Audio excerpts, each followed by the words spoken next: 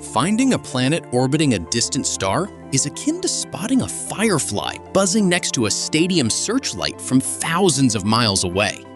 Despite a heartbreaking history of optical illusions and false alarms, two astronomers, Michel and Didier Queloz, in the autumn of 1995 made an announcement that shattered the boundaries of human knowledge.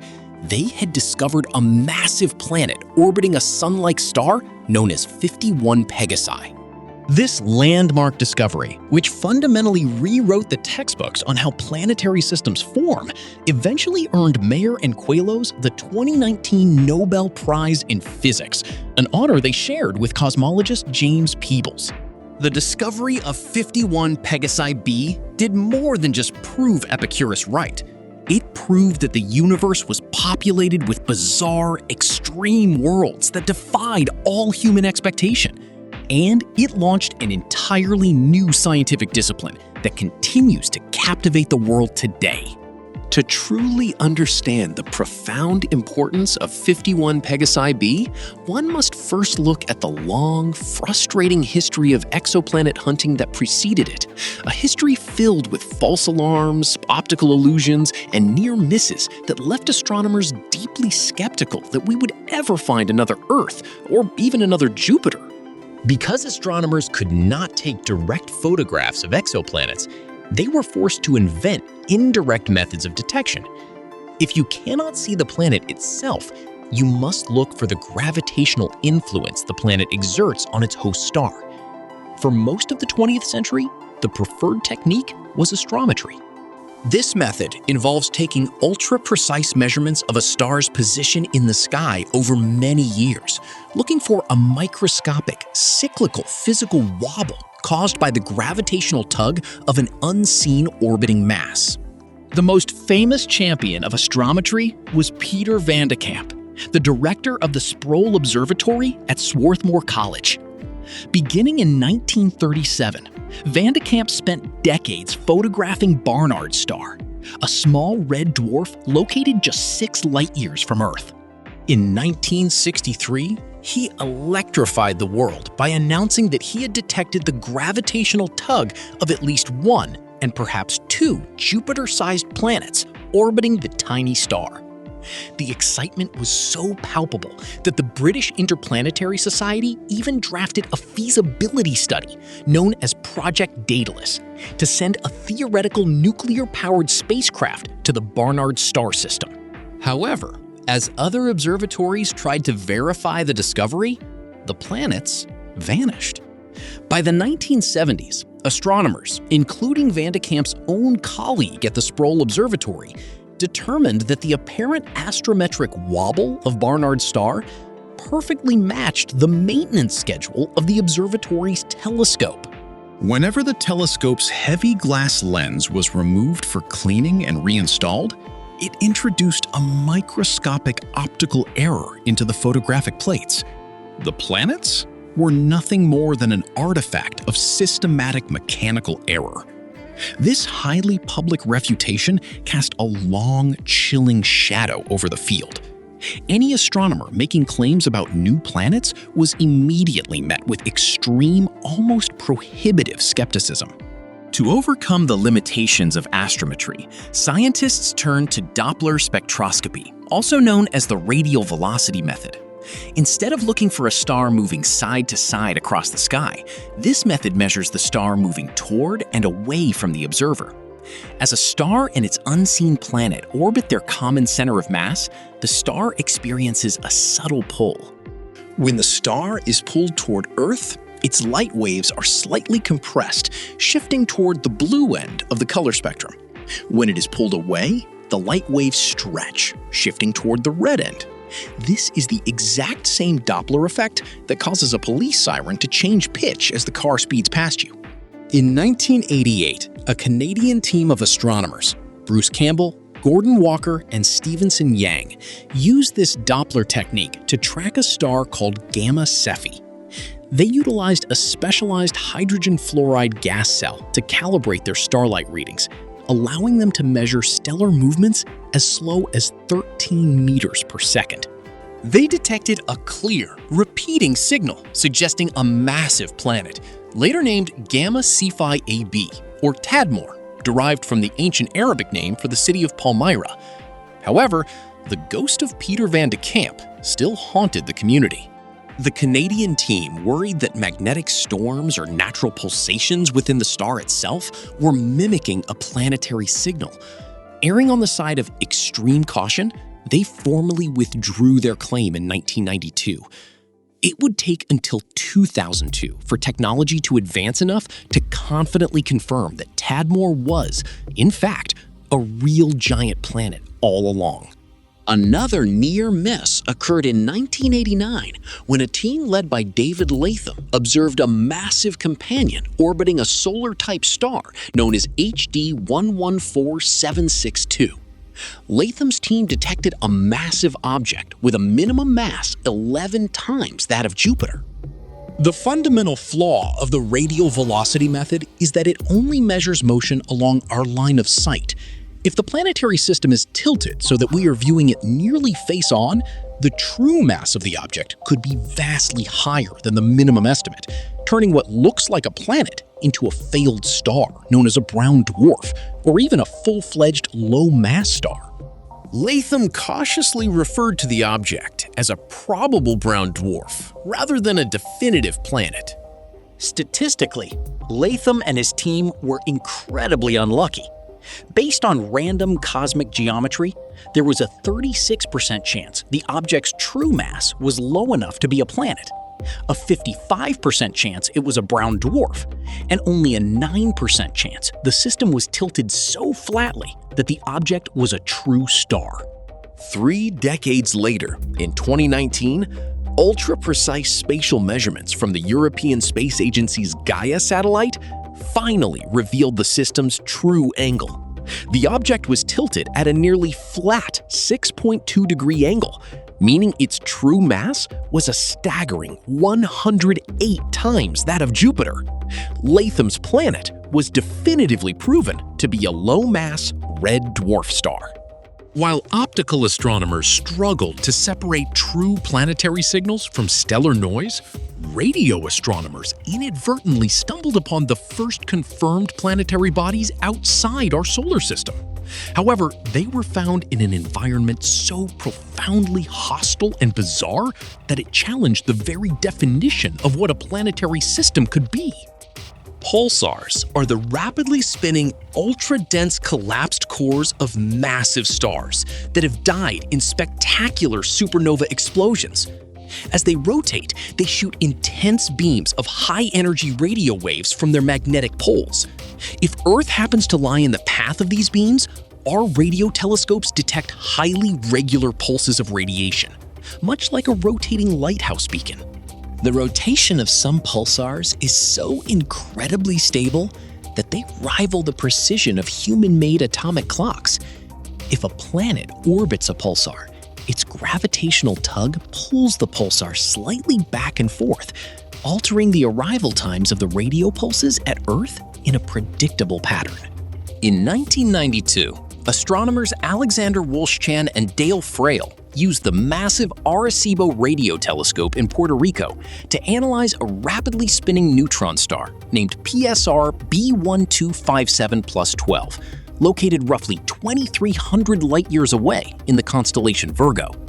They detected minute irregularities in the pulse timing that definitively proved the existence of 2 super-Earth planets, weighing roughly 4.3 and 3.9 times the mass of our homeworld. These strange, invisible worlds were given the mythological names Poltergeist and Phobator, and a third, smaller, lunar mass planet named Draugr was discovered in the same system 2 years later. While Wolszczan and Frail had technically found the first confirmed exoplanets of any kind, the astronomical community viewed them as extreme anomalies rather than the dawn of a new planetary science. A supernova explosion is one of the most violent events in the cosmos. It should absolutely obliterate any pre-existing planets. Theorists quickly deduced that Poltergeist, Phobator, and Draugr must be second-generation zombie planets. They likely formed from a spinning disk of heavy, molten debris left behind by the supernova itself, or perhaps from the shredded remains of a companion white dwarf star that ventured too close to the pulsar's crushing gravity. Furthermore, these pulsar planets are entirely inhospitable. They are constantly bombarded by lethal, high-energy ionizing radiation from the dead star, rendering them completely devoid of life, their skies constantly illuminated by violent, permanent auroras. The public and the scientific community still hungered for the ultimate prize, a normal planet orbiting a normal, living star that burned nuclear fuel, much like our own sun. For that monumental discovery, the world would only have to wait 3 more years. The breakthrough that permanently redefined astrophysics occurred at the Observatoire de Haute-Provence, nestled in the foothills of the French Alps. Michel, an experienced professor at the University of Geneva, and his 29-year-old doctoral student Didier Queloz had initiated a systematic survey of 142 nearby solar-type stars. Their secret weapon was a newly constructed instrument called the LED spectrograph, mounted on the observatory's 1.93-meter telescope. LED represented a massive leap forward in radial velocity technology. Previous spectrometers, like the one used by the Canadian team, relied on passing starlight through a physical container of hazardous, unstable gas to provide a reference wavelength. Mayer and Queloz instead utilized a brilliant software solution. They employed complex computer algorithms that matched the incoming starlight against a digital mask containing thousands of theoretical absorption lines. By statistically averaging the minute color shifts across the entire spectrum simultaneously, they achieved the extreme precision required to find planets without the thermal instabilities of physical gas cells. In late 1994, Queloz was analyzing the data streaming in from a thoroughly unremarkable, stable, yellow star known as 51 Pegasi, located roughly 50 light-years away in the constellation Pegasus. The radial velocity data was wildly oscillating, showing a massive Doppler shift of nearly 56 meters per second. But what shocked Queloz was the speed of the shift. The star was wobbling back and forth with a period of merely 4.23 days. The prevailing theoretical framework of the 1990s dictated that giant Jupiter-sized planets could only exist in the frigid outer reaches of a stellar system, taking years or decades to complete a single orbit. A 4.23-day orbit meant this massive object was practically skimming the fiery surface of its host star. Queloz's initial, highly logical reaction was that he had made a mistake, or that his complex data processing software contained a critical bug. For months, the Swiss team meticulously checked and rechecked their data. They observed the star repeatedly, desperately trying to find an alternative explanation. They ruled out instrumental drift. They ruled out the star expanding and contracting. They ruled out optical aberrations. At some point, the unavoidable truth set in. The impossible data was real. By the summer of 1995, the team held a quiet, private celebration at the observatory, acutely aware of the historical graveyard of retracted exoplanet claims, and determined to ensure absolute certainty before facing the world. On October 6, 1995, at an astronomical conference in Florence, Italy, Michel and Didier Queloz stepped up to the podium and made the sensational announcement that they had discovered a Jupiter mass companion orbiting 51 Pegasi. By cosmic coincidence, this historic date of the announcement was the exact same day that Jacob Hamer, an astronomer who would grow up to present research on the very same class of planets at a major American Astronomical Society meeting in 2022, was born.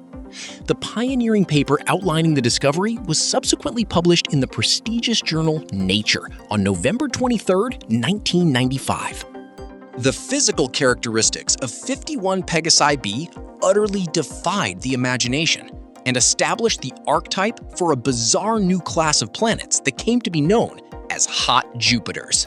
Initially, the prominent American astronomer Geoffrey Marcy unofficially dubbed the planet Bellerophon, following the classical tradition of naming planets after figures from mythology, as Bellerophon was the Greek hero who famously rode the winged horse Pegasus. Decades later, in 2015, the International Astronomical Union held a public naming contest, And the winning submission from the Astronomical Society of Lucerne officially designated the planet Dimidium, a Latin word meaning half, acknowledging that the planet is roughly half the mass of Jupiter. Dimidium is a world of terrifying extremes. It possesses roughly 150 times the mass of the Earth, yet it orbits at a distance of only 4.8 million miles from its host star, making it more than 7 times closer to its star than the scorching planet Mercury is to our Sun.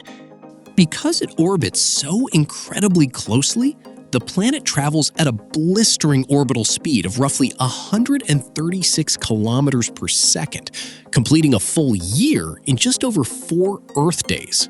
This extreme proximity has profound physical consequences. The gravitational grip of the star has forced Dimidium into tidal locking, meaning the planet's rotation has been slowed until it perfectly matches its orbit. Like our moon, it presents one permanent day-side face to the searing stellar radiation, while the other side is locked in eternal pitch-black night. The day-side equilibrium temperature reaches a staggering 1250 Kelvin, or nearly 1000 degrees Celsius, hot enough to melt many metals. Despite having only half the mass of Jupiter, Dimidium's radius is estimated to be roughly 20% larger than Jupiter's. The intense, unrelenting stellar heat causes the planet's gaseous atmosphere to dramatically expand and puff outward into a thick, tenuous envelope.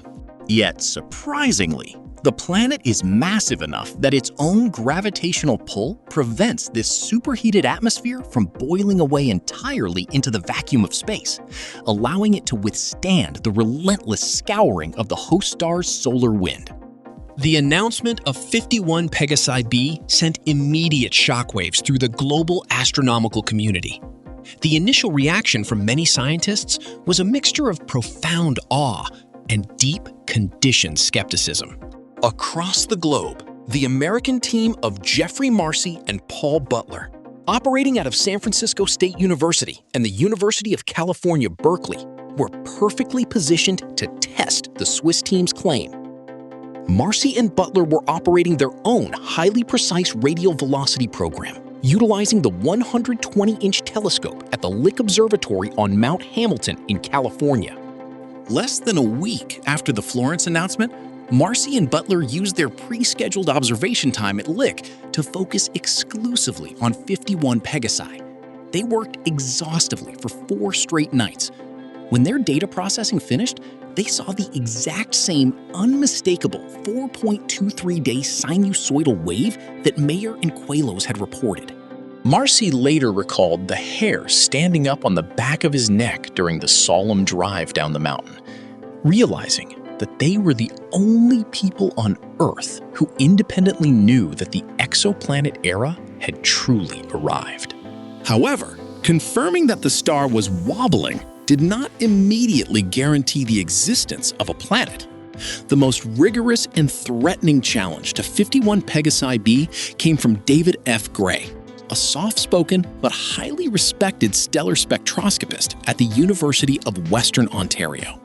Gray was renowned for analyzing the minute structural shapes of stellar spectral lines. In early 1997, Gray published a bombshell paper in the journal Nature, reporting that the specific shape of the spectral lines of 51 Pegasi were varying with the exact same 4.23-day period as the star's wobble. Gray argued a very persuasive point. A massive orbiting planet moving the entire star would shift the spectral lines back and forth along the spectrum, but it would not alter the physical shape of the lines themselves. If the line shapes were changing, it implied that the star's surface was physically warping. Gray hypothesized that 51 Pegasi was undergoing a previously unknown mode of stellar oscillation, a complex physical pulsation where different segments of the star, likened to 4 slices of an orange, alternately expanded and contracted. This bizarre pulsation, Gray argued, created a deceptive illusion of a Doppler shift. If Gray was correct, the planet hypothesis was dead. For nearly a year, the exoplanet community was thrown into defensive turmoil. Astronomers scrambled to verify Gray's terrifying observations. But the scientific method functioned exactly as it was intended to. In early 1998, Gray published a formal retraction in Nature. He had acquired higher resolution spectra under much better atmospheric conditions and determined that the line-shape variations he previously reported were actually minute instrumental artifacts. The line shapes were, in fact, perfectly stable. Only their positions shifted back and forth. The non-radial oscillation theory was discarded, and the existence of 51 Pegasi b was irrevocably resurrected. With the existence of 51 Pegasi b undisputed, theoretical astrophysicists were forced into a massive paradigm shift. Prior to 1995, all models of planetary formation were heavily biased by the architecture of our own solar system, where small rocky planets orbit close to the sun and massive gas giants orbit far away in the freezing darkness. The leading framework, known as the core accretion model, dictated that giant planets could only form at vast distances from their host stars. To build a gas giant, you first need to assemble a solid core roughly 10 times the mass of the Earth to act as a gravitational anchor, triggering a runaway accumulation of surrounding gas. In the inner regions of a newly forming solar system, the intense heat of the young star vaporizes all water, methane, and ammonia. Only high melting point rocks and metals remain, which are simply too scarce to build a massive core quickly. Therefore, massive planet formation must occur beyond the snow line, a boundary far out in the system where temperatures drop low enough for water and gases to freeze into solid ice grains, providing the abundant cosmic building materials needed for rapid core growth before the surrounding gas dissipates into space. By all established physical laws, Dimidium should not exist where it does. The necessary solid material to build a Jupiter-sized planet a mere 5 million miles from a star simply did not exist. To solve this paradox, scientists resurrected a forgotten theoretical concept regarding disk-satellite interactions originally proposed in the 1980s. In 1996, astrophysicists proved that 51 Pegasi b likely formed exactly where the textbook said it should, far beyond the snow line in the freezing outer reaches of its system. However, as the newly formed giant planet orbited within the thick, swirling disk of primordial gas and dust, it exerted a massive gravitational drag on the surrounding material. This friction caused the planet to slowly lose orbital momentum and spiral inward toward the star, a process known as planetary migration. This realization revolutionized our understanding of planetary system dynamics. It proved that planetary orbits are not static and peaceful, but highly chaotic over cosmic timescales. It also painted a violent picture of the universe, suggesting that migrating hot Jupiters might act as orbital wrecking balls, gravitationally scattering, destroying, or swallowing smaller Earth-like planets in the inner system as they relentlessly plow inward toward their suns. The discovery of 51 Pegasi b proved that the radial velocity method was a robust, reliable tool. It triggered a global gold rush in astronomy. Within just a few years, Jeff Marcy and Paul Butler found more giant planets orbiting stars like 70 Virginis and 47 Ursae Majoris. But more importantly, the existence of hot Jupiters opened the door to an entirely different, incredibly powerful detection method, known as transit photometry. If a hot Jupiter orbits its star at a random angle in space, there is a distinct mathematical probability that its orbital plane will be perfectly aligned, edge-on from the perspective of Earth.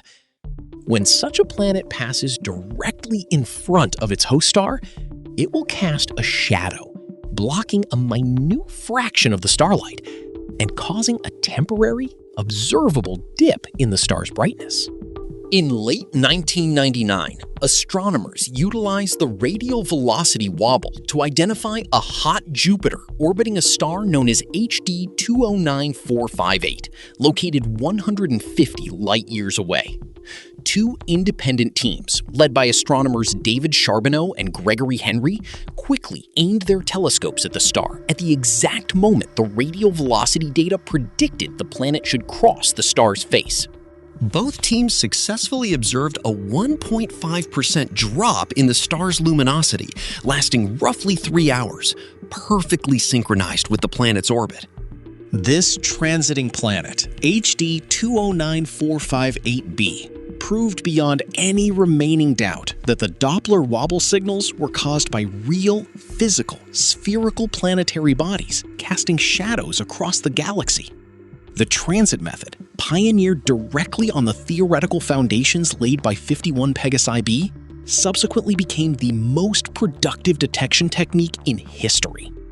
Furthermore, watching a planet pass in front of a star allowed for a leap in science fiction made real: the chemical characterization of alien atmospheres. During a transit, a minuscule portion of the starlight passes directly through the outer edges of the planet's puffed-up atmosphere before traveling across space to reach Earth. Chemical elements in the alien atmosphere absorb specific colors of this light. By analyzing the spectrum, astronomers can deduce what the planet's air is made of. In 2001, utilizing the Hubble Space Telescope, Charbonneau and his colleagues detected the chemical signature of atomic sodium in the atmosphere of HD 209458b. Over the following years, this single transiting planet was observed to have an evaporating tail of hydrogen gas, an atmosphere containing carbon and oxygen, and a screaming, superheated atmospheric storm. Even the patriarch of exoplanets itself, 51 Pegasi b, eventually gave up its atmospheric secrets. In 2017, advanced spectroscopes detected trace amounts of water vapor swirling within its scorching atmosphere. Looking back, the 1995 announcement of 51 Pegasi b stands as a profound demarcation point in the history of human knowledge.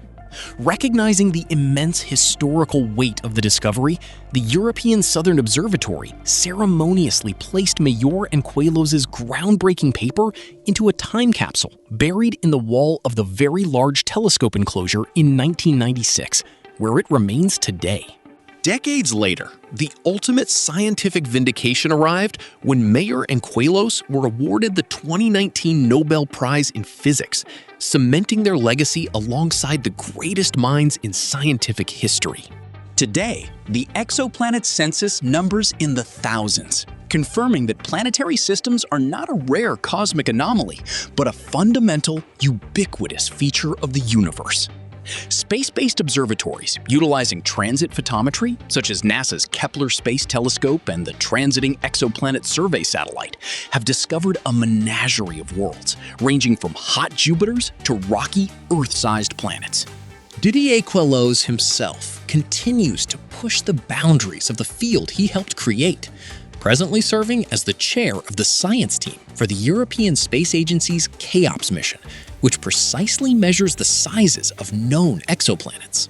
In the coming decade, even more ambitious missions, such as the Plato and Ariel space telescopes, will launch to probe the atmospheres of distant terrestrial worlds in search of the chemical signatures of life. As modern astronomers peer into the atmospheres of distant worlds, searching for the ultimate answer to whether we are alone in the universe, they are following an intellectual trajectory that was launched 3 decades ago by the detection of a bizarre 4-day wobble in the light of a yellow star in the constellation Pegasus. The discovery of 51 Pegasi b did more than just expand our celestial maps. It brought the ancient philosophical musings of Epicurus into the realm of hard science, forever altering humanity's understanding of our place within the infinite cosmos.